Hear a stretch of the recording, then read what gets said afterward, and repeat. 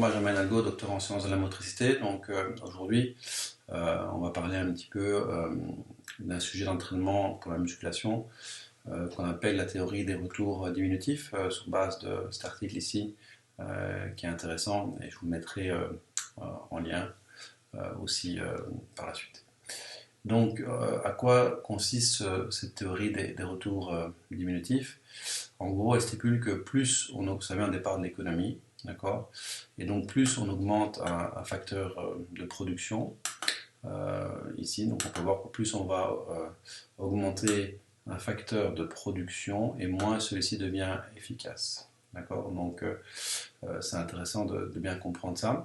Et donc, si on prend ce graphe pour illustrer ça, en gros, si on a un effort qui est faible ici, donc dans la zone A, si on a un effort qui est assez faible en termes de musculation, on va avoir 80% des gains qui vont se trouver dans cette zone-là en termes de force, en termes de métabolisation, en termes d'anabolisation, en termes de masse musculaire. Après, si on fait un effort qui est beaucoup plus important, plus du double, d'accord, si on fait un effort qui est plus du double ici, à ce moment-là, on va avoir l'effet optimal au niveau du gain. Mais ça veut dire qu'on s'entraîne 2 fois plus. D'accord.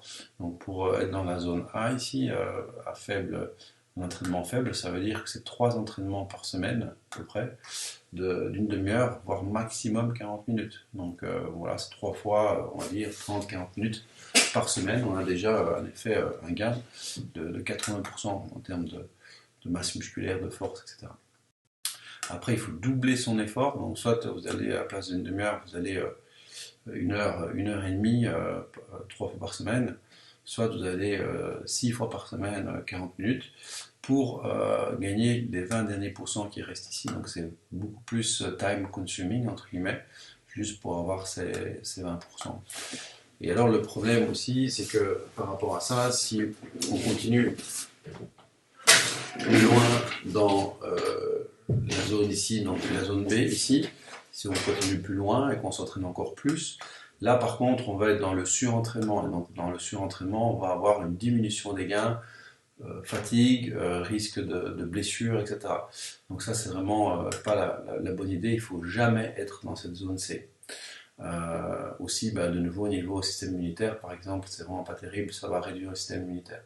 Donc privilégier la zone A pour le commun des mortels, si vous voulez avoir des effets intéressants centre d'effort.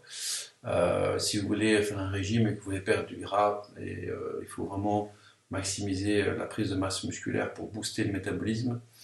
Et donc avec 3 fois une demi-heure, 3 fois 40 minutes par jour, soit en salle, maintenant on ne peut plus pour l'instant, ou en entraînement métabolique chez vous par exemple, ou par exercice de musculation chez vous à domicile, et bien ça suffit largement pour avoir 80% des effets.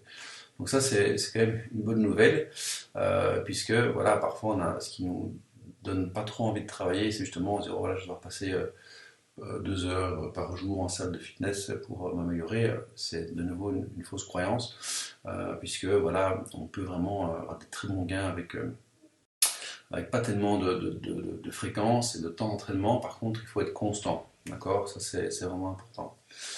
Donc au plus on va s'entraîner, au plus les gains vont vraiment être de plus en plus superflus au fur et à mesure qu'on va augmenter le volume d'entraînement, d'accord? Donc c'est pour ça que le maximum de gains est atteint, je vais dire, très rapidement en fait. Et donc il ne faut pas aller trop loin dans le nombre d'heures d'entraînement, dans la fréquence d'entraînement. Alors, ce qui est important, voilà, c'est de vraiment essayer d'avoir un mécanisme qui soit plutôt anabolisant, d'accord? Et donc pour être anabolisant, si on est en salle de fitness, on doit travailler assez lourd aussi. Donc on est à 70-80% de sa force maximale, jusqu'à 8 répétitions. Et donc ça va générer un effet anabolique et on va avoir la masse musculaire.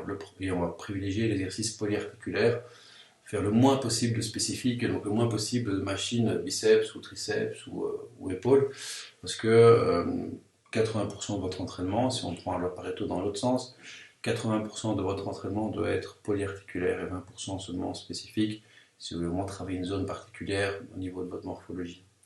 Pourquoi? Parce que si on veut un effet anabolique, si on veut booster le métabolisme, il faut des exercices polyarticulaires ou un maximum de segments corporels de travail, d'où l'objectif, et le tronc avec, d'où l'objectif de notamment l'exercice métabolique que je vous propose, qu'on peut tout à fait faire aussi en salle de fitness quand on pourra évidemment y retourner. Et donc on va avoir un effet vraiment important, plutôt anabolique. Pendant 48 heures après l'entraînement, on va construire du muscle. Quand on fait de la musculation intelligemment, en faisant une demi-heure, 40 minutes voilà, d'entraînement et 48 heures de repos entre les séances, parce que pendant 48 heures, ça travaille au niveau anabolique, au niveau construction musculaire. Et donc, ce qui est important de comprendre, c'est vraiment de développer, de booster son métabolisme au niveau anabolique si on veut perdre du gras. Donc, perdre du poids, ok, mais perdre du gras, pas du muscle.